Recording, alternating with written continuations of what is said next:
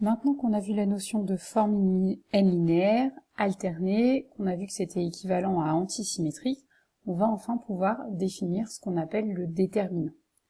Alors pour commencer, on définit le déterminant d'une matrice. Pour ça, on doit d'abord justifier de l'existence et de l'unicité d'une fonction qui vérifie une certaine propriété. C'est cette fonction qu'on appellera déterminant. Donc on se place dans E un espace vectoriel de dimension finie petit n. On se fixe une base de E, soit la base canonique, soit n'importe quelle autre base. Alors, il existe une unique forme n linéaire alternée f, telle que, quand vous la calculez sur la base, ça donne 1. Cette unique forme linéaire alternée, qui est donc une fonction définie sur E puissance n à valeur dans K, c'est ça qu'on appelle déterminant dans la base B. Et on va démontrer dans le théorème 5 que sa formule, que vous allez trouver moche et qui l'est, elle sert pas beaucoup pour le calcul, c'est celle-ci. Le déterminant dans la base B des vecteurs x1, xn, donc ici vous avez une famille de n vecteurs dans un espace vectoriel de dimension finie n, donc ça veut dire qu'on ne fait que le déterminant de 3 vecteurs en dimension 3, de 5 vecteurs en dimension 5, jamais autre chose. Eh bien le déterminant est défini par la somme sur toutes les permutations possibles de l'ensemble 1n, la signature de sigma fois le produit pour i allant de 1 à n de a sigma i, où petit a, c'est le coefficient de la matrice grand A, qui est la matrice dans la base B des vecteurs x1, xn. Autrement dit, dans la matrice A, il y a les coordonnées des vecteurs x1, xn dans la base B.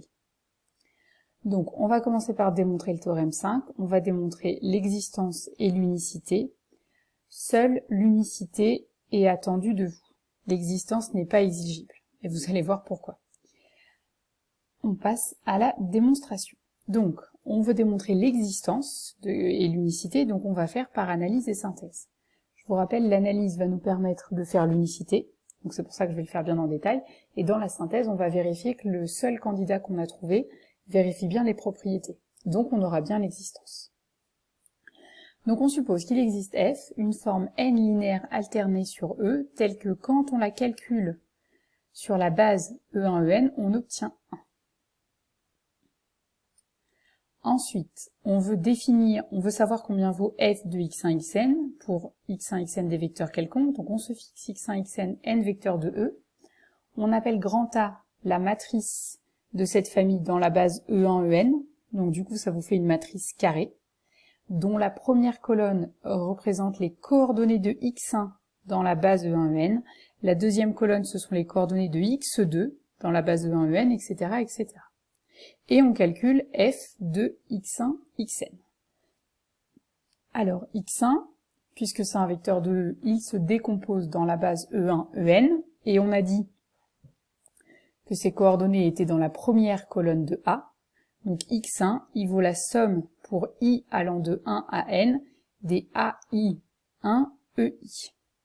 Ici, j'ai pas pris la lettre i, parce que comme je veux écrire la décomposition pour les n vecteurs x1, xn, donc je sais pas combien vaut n, donc je peux pas prendre les lettres de l'alphabet les unes après les autres. Donc je suis obligée de prendre i1, qui est un indice, ensuite i2, un deuxième indice. C'est simplement, vous avez qu'à voir ça comme des lettres de l'alphabet, mais comme je ne sais pas jusqu'à quelle lettre je dois aller, ben j'ai un problème pour les nommer. Donc je peux pas les appeler K, L, etc., etc. Ensuite, puisque la fonction f est n linéaire, je peux utiliser la linéarité par rapport à chacune des variables. Donc, je fixe toutes les dernières variables et j'utilise la linéarité par rapport à la première variable pour sortir la première somme. Je me retrouve donc avec la somme pour i1 allant de 1 à n des ai11, donc ça en fait vous imaginez ce sont tous les coefficients de la première colonne de A, fois f de ei1, et puis après j'ai gardé toutes les sommes. Ensuite, je fixe le premier et les n-2 derniers vecteurs, et j'utilise la linéarité par rapport à la deuxième variable. Donc je me retrouve avec une deuxième somme ici, qui est une somme pour i2 allant de 1 à n. Je fais pareil en utilisant la linéarité de la troisième, la quatrième, etc. Et enfin, je termine en utilisant la linéarité par rapport à la dernière variable, qui me permet donc de sortir cette nème somme. Donc je me retrouve avec ces n sommes, AI1, etc., AINN, fois f de EI1, EIN. Ces n sommes, on peut les regrouper en une seule. En fait, on fait une somme sur différentes valeurs entre 1 et n. Je mets à la puissance n puisqu'il y a petit n indice. Voilà ce que me permet d'écrire le fait que la fonction f est n linéaire, donc qu'elle est linéaire par rapport à chacune des variables. Ensuite, on va voir ce que nous donne le fait qu'elle soit alternée. Donc, je vous ai remis la formule ici. Maintenant, on utilise que la fonction est alternée. Qu'est-ce que ça veut dire alternée? Ça veut dire que si je calcule f sur une famille de vecteurs où il y a deux fois le même, ça donne 0. Donc, ce qui veut dire que dans cette somme-là, dès qu'il y a deux indices qui sont égaux, eh bien, f de EI1, EIN va donner 0.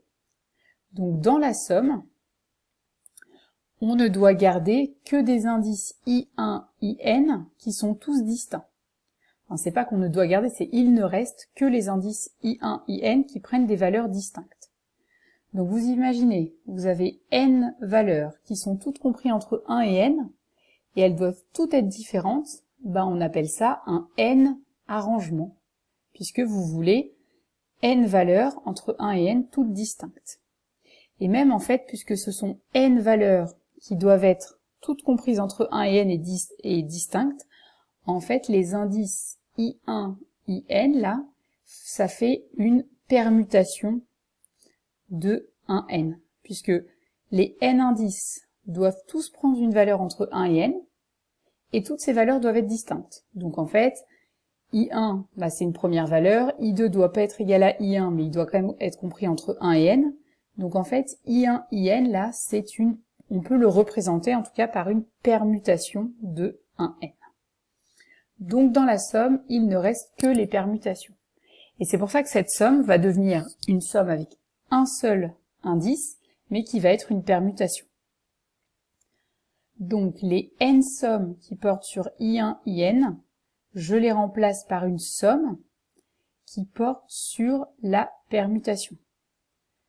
Par exemple, si I1 est égal à 3, I2 est égal à 7, I3 est égal à 4, etc., etc., bah je le représente par la permutation sigma qui envoie 1 sur 2, 3 sur 7, etc., qui fait exactement le même travail. C'est juste plus simple pour la représentation. Et puis I1, du coup, je dis que c'est sigma de 1, I2 c'est sigma 2, etc., jusqu'à IN qui vaut sigma de n. Et donc finalement, ma somme, je peux la réécrire comme ça, avec ensuite f de E de sigma 1, E de sigma n. Et puis là, puisque f est n linéaire alterné, j'applique la formule que je connais pour des indices comme ça qui ont été permutés. Donc ça me donne somme pour sigma appartenant à Sn fois le produit pour i allant de 1 à n des a sigma i fois i. Donc c'est ce produit là que j'ai réécrit en une seule fois. Signature de sigma fois f de E1, En. Et puis on a supposé que f de E1, En ça donnait 1. Donc en fait, s'il existe une fonction f n linéaire alternée qui vaut 1 quand on la calcule en E1, En, eh bien sa formule pour f de x1, xn, c'est celle-ci. Il n'y a pas d'autre possibilité. D'où l'unicité, puisqu'on a montré que s'il y a un candidat, il n'y en a qu'un seul possible.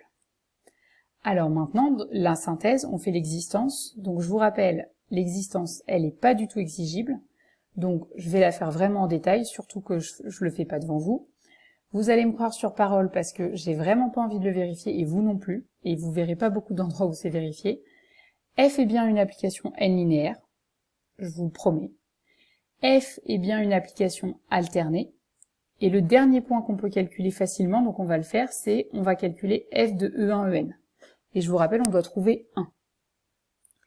Alors, pour calculer f de E1, En, je dois connaître les coefficients de la matrice qui permet de représenter les vecteurs E1, En dans la base E1, En. C'est-à-dire la matrice de la base B dans la base B. Bon, bah donc c'est la matrice identité.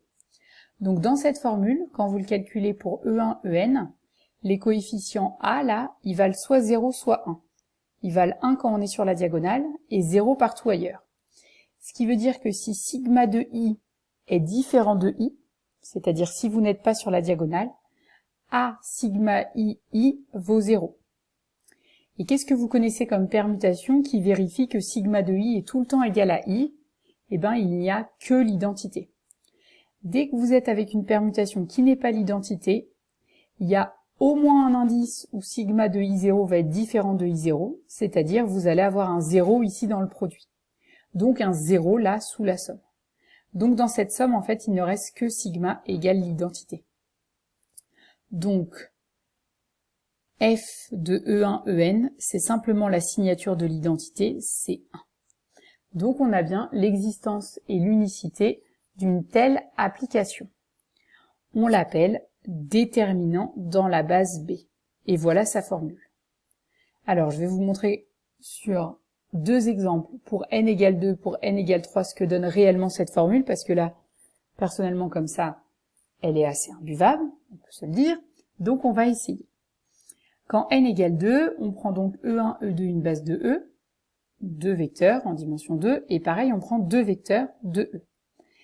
Et la matrice de cette famille x1, x2, elle s'écrit comme ça. Bon, bah la formule, elle vous dit, on doit faire la somme sur toutes les permutations de S2. Alors S2, c'est l'ensemble dans lequel il n'y a que 1 et 2, donc il n'y a pas beaucoup de permutations, il y a soit l'identité, soit la transposition. C'est les seules permutations de S2. Donc quand sigma est égal à l'identité, sa signature vaut plus 1, vous avez 1, fois A11, A12. Et quand sigma est égal à cette transposition, sa signature vaut moins 1, puisque c'est une transposition, et vous avez A21 fois A12. Et donc on retrouve que le déterminant de cette famille de vecteurs, c'est la diagonale moins l'antidiagonale. Vous avez déjà vu cette formule. Alors ensuite, si jamais on s'en souvient plus, ou du moins si on veut s'entraîner à manipuler la notion de forme bilinéaire alternée, vous pouvez reprendre le calcul là qui suit. En fait, c'est la démonstration du théorème dans le cas particulier où n est égal à 2, pour bien comprendre ce qui se passe. Donc le vecteur x1, vu sa matrice, il vaut a11 fois le vecteur e1 plus a21 fois le vecteur e2. Pareil pour le vecteur x2. Et ensuite, puisque le déterminant dans la base B est une forme n linéaire, bilinéaire en tout cas dans ce cas-là, on utilise la linéarité par rapport à chacune des variables. Donc, la deuxième variable n'est pas bouchée, et j'utilise la linéarité par rapport à la première. C'est-à-dire que j'obtiens A11 fois le déterminant de E1 fois le reste, plus A21 fois le déterminant de ce qui reste. Ensuite, vous utilisez la linéarité par rapport cette fois à la deuxième variable. Donc le E1 est fixé, et c'est la deuxième somme là qu'on va couper en deux. Pareil pour ici. Donc on se retrouve avec 4 termes. Ici, on se retrouve avec le déterminant de E1, E1. Puisque le déterminant est alterné, ben ça vaut 0. Ici, c'est pareil, le déterminant de E2, E2, ça vaut également 0. Et ici, le déterminant de E2, E1, comme c'est la transposition qui échange 1 et 2, ça vaut moins fois le déterminant de E1, E2. Et le déterminant de E1, E2, il vaut 1. Et donc, on retrouve exactement la formule. Donc, ça, c'est la démonstration. Dans le cas n égale 2, ça peut vous aider pour lire la démonstration dans le cas n quelconque. Et puis, vous retrouvez ensuite la même formule pour n égale 3. Je vous laisse regarder quelles sont les différentes permutations de 1, 2, 3 qui existent. Si vous voulez l'appliquer pour n égale 4, vous commencez à avoir une somme avec 24 permutations possibles. Donc c'est l'horreur. Donc on va voir d'autres méthodes pour calculer en pratique un déterminant.